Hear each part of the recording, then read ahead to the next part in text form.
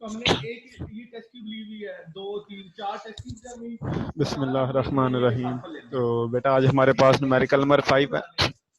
The resistance of an iron wire at 0 degree centigrade is 1 into 10 की power 4 ओम।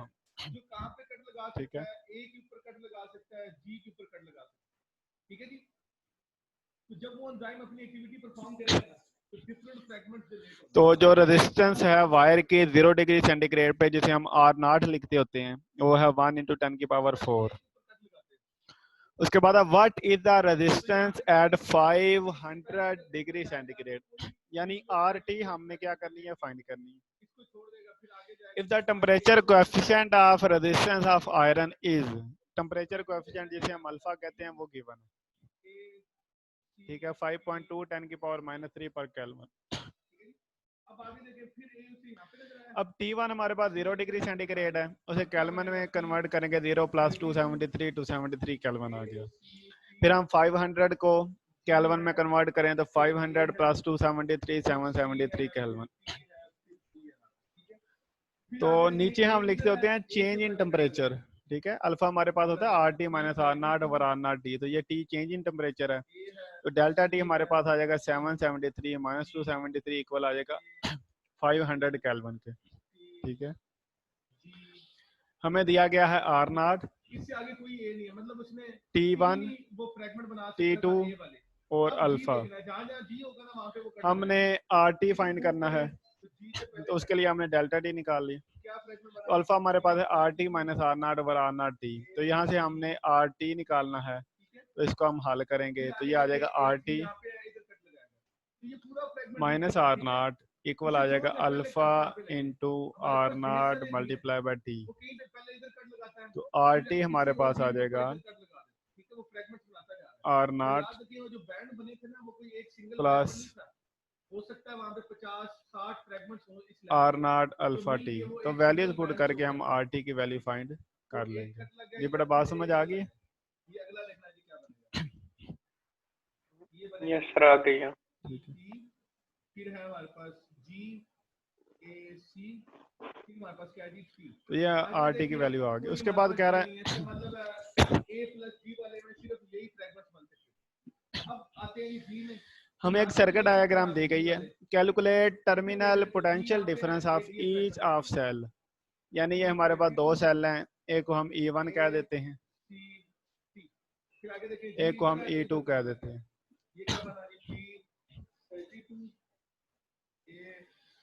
तो वो कह रहा है जी टर्मिनल पोटेंशियल डिफरेंस हमने फाइंड करना है। टर्मिनल पोटेंशियल डिफरेंस का फार्मूला हमारे पास होता है E - IR। इसका मतलब है यही दो फ्रैगमेंट्स बने। अब तीसरे सैंपल में आ जाए, इस टेस्ट ट्यूब में हमने वो एंजाइम डाला हुआ है जो सिर्फ सी तो पे E तो हमें गिवन है, E1 भी गिवन है, E2 भी गिवन है।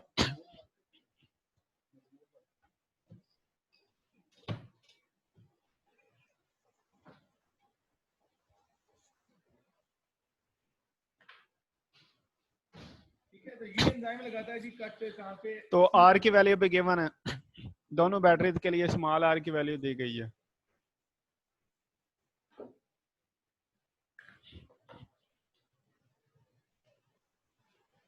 तो ये कट लगाता है जी सी के ऊपर। तो हमें I की वैल्यू चाहिए, तो सबसे पहले हम I की वैल्यू फाइंड करेंगे।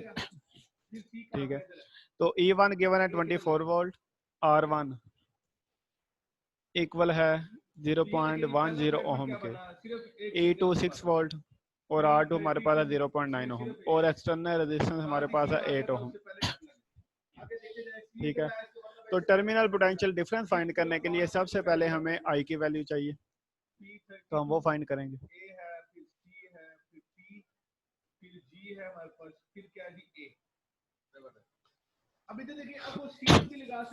अब R1 कैपिटल R और R2 ये तमाम आपस में सीरीज में हैं, तो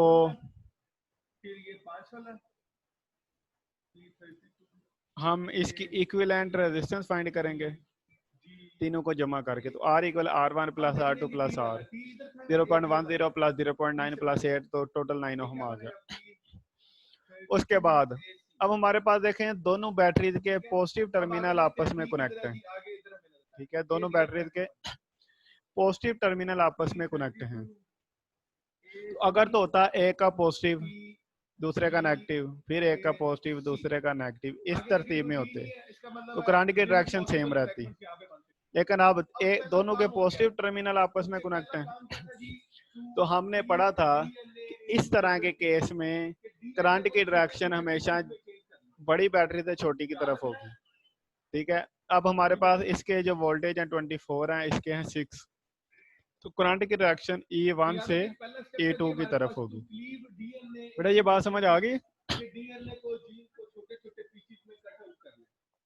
यस सर। ठीक है, अब E1 हमारे पास बड़ी बैटरी है, उसकी EMF 24 वोल्ट है, छोटी सर की इसका कैसे पता चलता है कि पॉजिटिव कौन सा है बैटरी में, नेगेटिव कौन सा है? ये जो आपने अभी जो लाइन बड़ी है E1 में, जो लाइन बड़ी है वो पॉजिटिव है, जो छोटी है वो नेगेटिव है। तो इसमें देखें नीचे वाली लाइन बड़ी है, ऊपर वाली छोटी है। ठीक है, तो नीचे वाला टर्मिनल पॉजिटिव है, ऊपर वाला नेगेटिव।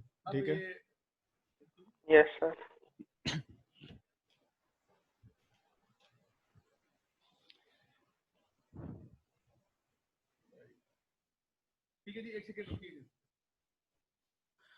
तो अब हमारे पास as two batteries are opposite to each other, so effective EMF क्या होगी, दोनों को माइनस करके, क्योंकि डायरेक्शन अपोजिट होगी। तो इसमें से करंट ऐसे फ्लो होगा, इसमें से ऐसे, तो इफेक्टिव जो करंट है वो हमेशा बड़ी बैटरी से छोटी की तरफ ऐसे फ्लो होगा। तो ये हमारे पास आ जाएगा E1 minus E2 24 minus 6 equal आ जाएगा 18 वोल्ट की। अब टोटल ईएमएफ हमारे पास इफेक्टिव ईएमएफ 18 वोल्ट है और टोटल रेजिस्टेंस हमारे पास 9 ओहम है। तो टोटल जो करंट हमारे पास आ जाएगा E/R से वो 2 एम्पेयर आ गया। अब हमने टर्मिनल पोटेंशियल डिफरेंस फाइंड करना है, तो VT1 इक्वल आ गया E1 माइनस IR। E1 है 24, I की वैल्यू 2 एम्पेयर और R जो स्मॉल है ये है 0.1, तो ये हमारे पास आ गया 23.8 वोल्ट। ये बना लिया जी बहुत, ठीक है। अब हमने करना था जी जेल इलेक्ट्रोफोरेसिस परफॉर्म करनी थी। उसके बाद इसमें क्या होता है जी, आप सिंपल सर ये जो V is equal to IR आपने पुट किया, तो उसमें R की वैल्यू आपने इक्विवेलेंट रेजिस्टेंस वाली क्यों नहीं लगाई? ये वाली, फ्रैगमेंट्स ये ऑन द इसकी बात कर रहे हैं या इसकी बात कर रहे हैं? इस नीचे वाले की। ये स्मॉल आर की। Yes sir. जी बेटा, जब भी हमने ना टर्मिनल पोटेंशियल डिफरेंस फाइंड करना होता है, तो हम आपने फार्मूला पढ़ा था E इक्वल है terminal potential difference plus I into small R. तो ये जो आर है ना, ये इक्विवेलेंट नहीं बल्कि ये बैटरी की इंटरनल रेजिस्टेंस यूज होती है। ठीक है, जिस बैटरी के क्लास हम टर्मिनल पोटेंशियल डिफरेंस फाइंड कर रहे हैं, उस बैटरी की इंटरनल रेजिस्टेंस हम यूज करेंगे। तो अब 1 की यूज कर रहे थे, फाइंड कर रहे थे, तो 1 की इंटरनल रेजिस्टेंस R 0.1 यूज की। ठीक है, जब हम 2 के लिए करेंगे तो 2 की यूज करेंगे। तो current in battery E2 flows in reverse direction to its conventional current, so it take as negative.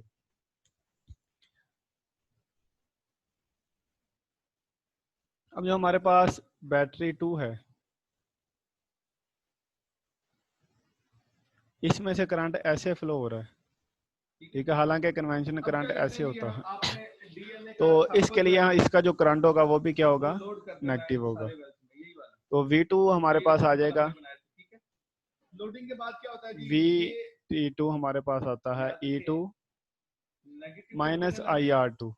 ये कौन सा तो अब क्योंकि I भी अपोजिट है, तो I के साथ पे क्या आ जाएगा, नेगेटिव आ जाएगा।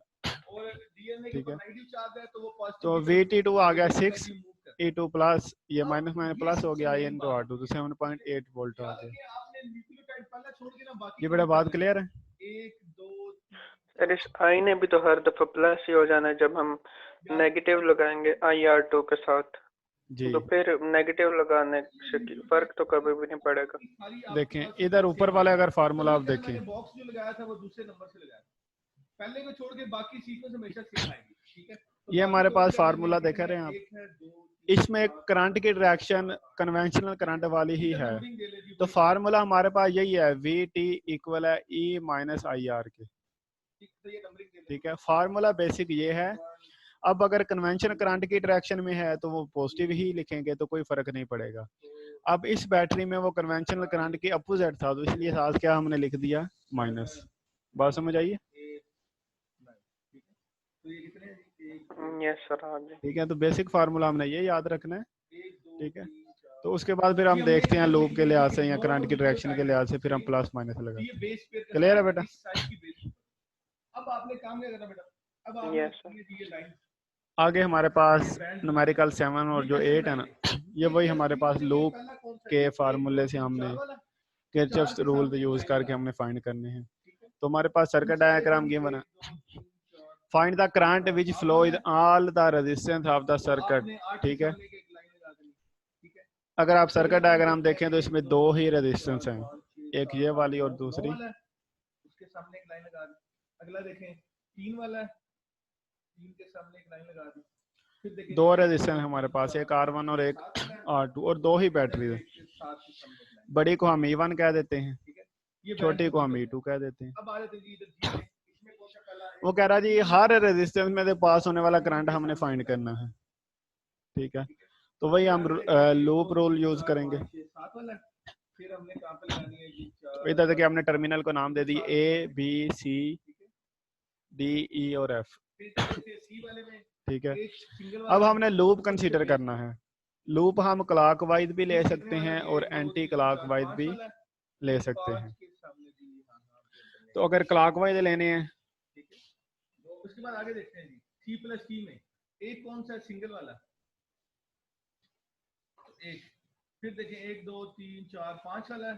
फिर इस तो यहाँ तो दोनों हमने क्लॉकवाइज लेने हैं, दोनों हमने एंटी क्लॉकवाइज कंसीडर करने हैं। तो इधर हम दोनों अपनी मर्जी से एंटी क्लॉकवाइज ही कंसीडर करेंगे। तो हम करंट की और लूप की डायरेक्शन सेम ही कंसीडर कर रहे होते हैं ताकि हमारे लिए ज्यादा कॉम्प्लिकेटेड सर्किट ना बने। तो लूप एंटी क्लॉकवाइज है, तो पहला हमारा लूप होगा ABED A और दूसरा होगा BCFEB। तो पहले के लिए हमने देखें पहला लूप है I1, इसके लिए हमने इक्वेशन लिखनी है। तो ये जो लूप है इधर अगर आप देखें तो ऐसे पॉजिटिव टर्मिनल से नेगेटिव टर्मिनल की तरफ है, यानी जो बैटरी E1 है, जो हमारा लूप है वो E1 यानी E1 के पॉजिटिव टर्मिनल से नेगेटिव टर्मिनल की तरफ है। तो हमारे पास आ जाएगा -I1। नेगेटिव से पॉजिटिव की तरफ नहीं है, ये कैसे रीड करना है? ये बड़े मजे की चीज है। लूप तो जो चल रहे हैं नेगेटिव से शुरू होकर पॉजिटिव की तरफ आता है ना। आता ऐसे ही नजर आ रहा है, लेकिन जब हमने रूल पढ़ा था हम ये चेक करते हैं कि बैटरी में से वो कैसे पास होता है। ठीक है, सिर्फ इतना। ठीक है, लूप ओवरऑल तो देखें नेगेटिव से पॉजिटिव पे आ रहा है, लेकिन जब हमने बैटरी की EMF लिखनी होती है तो उस टाइम हम सिर्फ ये चेक करते हैं कि बैटरी के अंदर से वो किस डायरेक्शन में पास हो रहा है। ठीक है, बैटरी के अंदर से। तो बैटरी के अंदर से देखें ये पॉजिटिव पे एंटर हो रहा है और नेगेटिव से निकल रहा है, तो पॉजिटिव से नेगेटिव की तरफ है। बात समझ आइए? इधर भी सी है। ठीक है, तो अगर बैंड दोनों में आएगा तो सी। Yes sir. ठीक है, तो हम लिखेंगे -E1। उसके बाद अब अगला देखें तो यहाँ पे हमने करंट की और लूप की डायरेक्शन सेम कंसीडर की है, तो ये माइनस आ गया। उसके बाद I1 इधर को है देखें लूप के लिहाज से और I2 इधर को है, तो दोनों में माइनस आना है। तो हम हमेशा करते क्या होते हैं कि जो लूप हमने कंसीडर किया है उसमें से दूसरे को माइनस करते हैं। तो अभी हमने लूप I1 कंसीडर किया तो I1 - I2 लिखेंगे इंटू R1 = 0। इक्वेशन की समझ आ गई कैसे लिखी? Yes sir. ठीक है, तो आगे सिर्फ वैल्यूज पुट करनी। छठे में देखें सिर्फ इधर है, इसका मतलब है ये सी है। सातवें में देखें दोनों में आ गया, तो putting the values we get -9 E1 की -I1 - I2 × 18 = 0। तो इसको सॉल्व करके I1 - I2 इक्वल आ गया -0.5 के।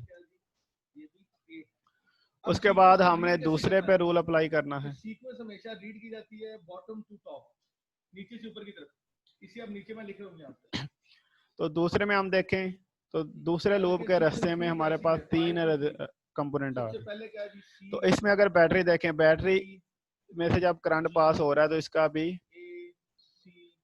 पॉजिटिव से नेगेटिव की तरफ है बैटरी के अंदर से, तो -E2 आ गया। उसके बाद लूप और करंट की डायरेक्शन सेम है तो -I2 और इंटू R2 आ गया। और इसमें से I2 हमारे पास ऊपर को है, समझ लो I1 नीचे को है, सही है कि नहीं है? तो ये I2 माइनस I1 आएगा, ठीक है, minus E2 minus I2 into R2 और माइनस I2 माइनस I1 कि हम जो लूप कंसीडर किया उसमें से दूसरे को माइनस करते हैं, इंटू R1 आ गया। बेटा इक्वेशन की समझ आ गई? आपने क्या याद करना है? सिर्फ 3 लाइनें याद करनी है। सबसे पहला क्या है जी, वो पूछता है जीन सीक्वेंसिंग क्या होती है। तो जीन सीक्वेंसिंग सर ये इसकी नहीं समझ आई, ये I2 माइनस I1 तो आपने लिख लिया माइनस के साथ, और जी। साथ ये I2 R2 साथ क्यों लिखा है? सबसे पहले आप क्या करेंगे? अच्छा, पिछले फार्मूला में हम हर कंपोनेंट के अक्रॉस वोल्टेज चेंज ले रहे होते हैं। जनरेट करने के 2 मेथड हमारे पास। अब जो पिछला हमारे पास Yes, sir. लूप था उसमें सिर्फ 2 कंपोनेंट थे, एक बैटरी और एक R1, ऐसे ही है। हम पढ़ेंगे कि एफ सेंगर का, उसके लेकिन बाद इस लूप में हमारे Yes. पास 3 कंपोनेंट आ रहे हैं, E2 भी आ रहा है, R2 भी आ रहा है और R1 भी आ रहा है, ठीक है। जितने कंपोनेंट आ रहे होते हैं हर कंपोनेंट के अक्रॉस हमने वोल्टेज चेंज लिखनी होती है, इसलिए ये I2 R2 भी आ गया। बात समझ आई? ये साइज है, ये Yes, sir. ठीक है। Yes, sir. पिछले में सिर्फ 2 कंपोनेंट थे तो दोनों का लिखा, इसमें 3 है तो 3 का लिखेंगे। अब सिर्फ वैल्यू पुट करके हमने इक्वेशन को सॉल्व करना है। तो E2 की वैल्यू पुट की, R2 की पुट की, ठीक है। तो ये हमारे पास इक्वेशन बन गई 3I1 माइनस 5I2 इंटू 1। ये इक्वेशन सॉल्व कर लोगे ना यहाँ तक? Yes, sir. हो जाएगा। अब 2 इक्वेशन बन गई, इक्वेशन 1 और 2। इनको सॉल्व करके हमने I1 और I2 की वैल्यू फाइंड करनी है। तो कह रहे हैं मल्टीप्लाई, अच्छा वो आप जब इसके वो बराबर करते होते हैं, ठीक है, बेस जिसे आप कह लें, ठीक है। तो इधर हमारे पास 3I1, इधर I1 है, तो इसको 3 से मल्टीप्लाई कर दिया, तो ये बन गया हमारे पास 3I1 माइनस 3I2 माइनस 1.5 बनेगी। और ये हमारे पास है 3I1 माइनस 5I2 प्लस 1, इनको हमने माइनस किया तो ये हमारे पास आ गया 2I2 इक्वल है माइनस 2.5। तो यहाँ से हमने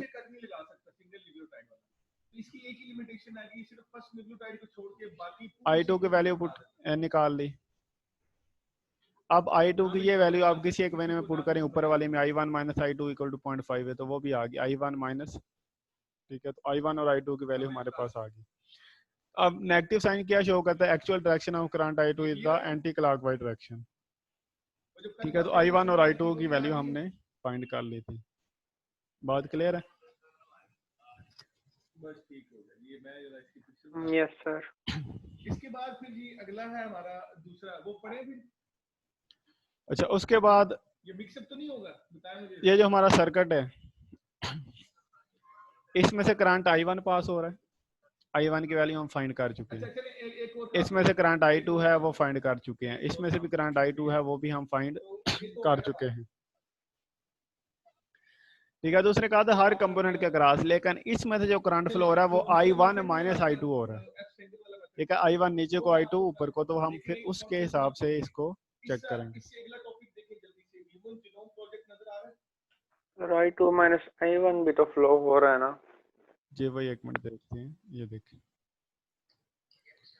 तो I2 माइनस I1 कर लें या I1 माइनस I2 कर लें, ठीक है। वो फर्क सिर्फ डायरेक्शन का पढ़ना, ठीक है। अब ये I1 माइनस I2 किया है तो ये हमारे पास आ रहा है 1 पॉइंट, अच्छा I2 ये है तो I1 माइनस I2 आ रहा है 0.5 एम्पेयर, ठीक है। तो I1 माइनस I2 किया तो आंसर पॉजिटिव आया, इसका मतलब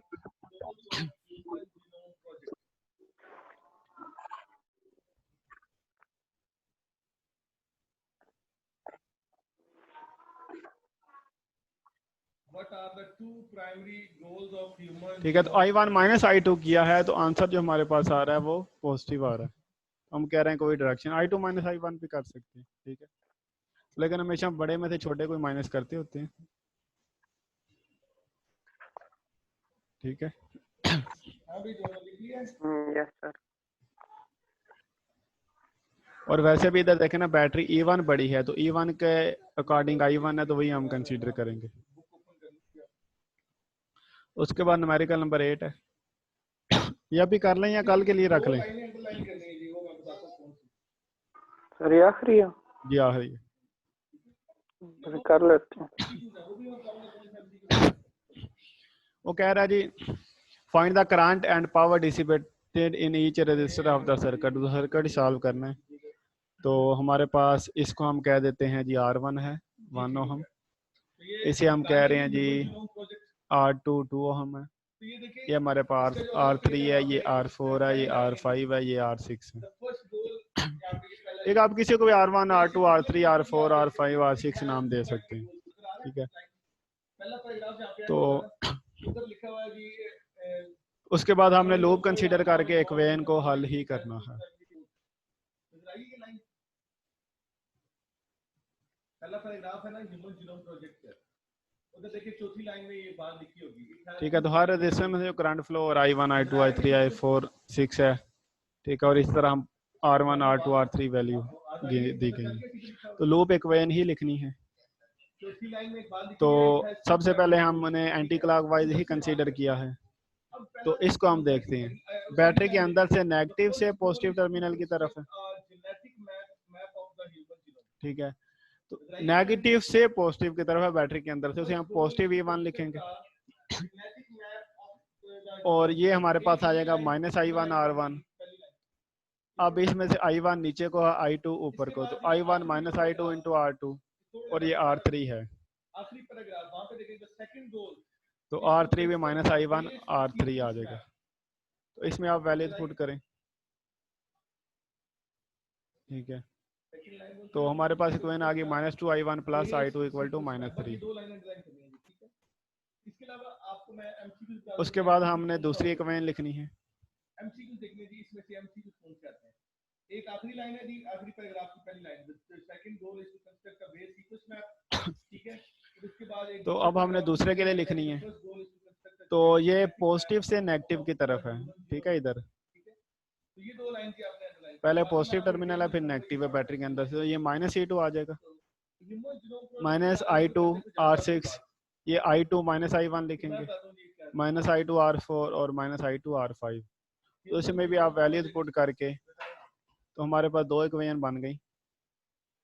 तो किसी को पता है कि चले क्रोमोसोम के बारे में तो मैंने बताया हुआ कि हर सेल के अंदर 46 क्रोमोसोम होते हैं, इसका ठीक मतलब है कि है। अब इन इक्वेशन 1 और जो 2 बनेगी उसको हमने सॉल्व करना है बेसिकली।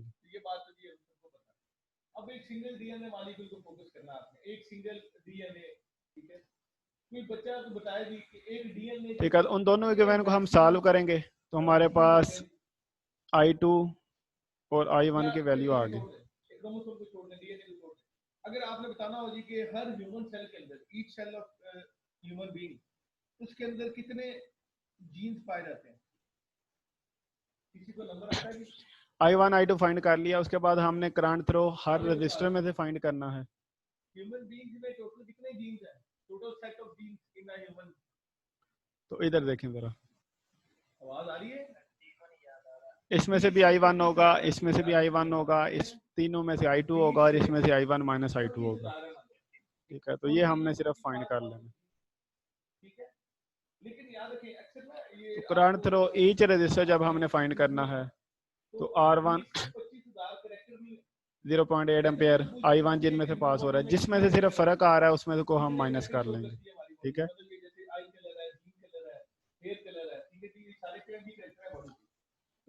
तो वो हम I1 -I2 करेंगे, और I2 को हमने माइनस लिखा है, ठीक है। I2 को हमने माइनस क्यों लिखा है कि इस बैटरी के वो अपोजिट जा रहा है, ये सेम जा रहा है, ये अपोजिट जा रहा है, ठीक है। अगर दोनों अपोजिट होते तो तब भी कोई फर्क नहीं पड़ना। तो वो हमने I1 I2 फाइंड कर लिया। उसके बाद पावर क्या होता है, पावर का फार्मूला हमारे पास P = VIB है और I² RB है। I² R का फार्मूला लगाना है आपने हर रजिस्टर के अक्रॉस, तो आपके पास पावर की वैल्यूज आ जाएगी। ये बेटा कर लेंगे। सर ये ऊपर वाले की समझ नहीं आई, किसकी? करंट थ्रू आपने कैसे फाइंड किया? करंट थ्रो R1 आपने कैसे फाइंड किया? अच्छा, I1 I2 हम फाइंड कर चुके हैं ना, ऐसे ही। Yes sir.